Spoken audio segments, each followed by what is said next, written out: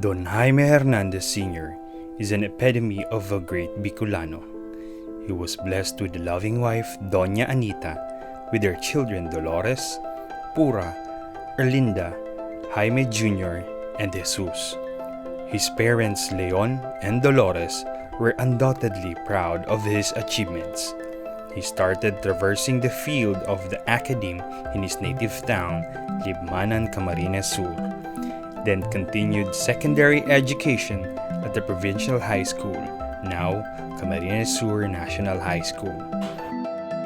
Determined and undaunted by the difficulties of studying in Manila, he graduated accounting in the Philippine School of Commerce. He pursued law at the Philippine Law School and landed fourth in the bar examination. As a statesman, he became Secretary of Finance of the 5 Philippine presidents.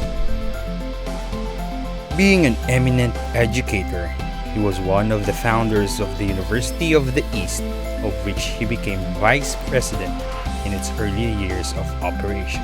Inspired with his burning passion for education, he founded Nueva Cáceres Colleges in 1948 that he envisioned to be a leading learning institution in Bicol.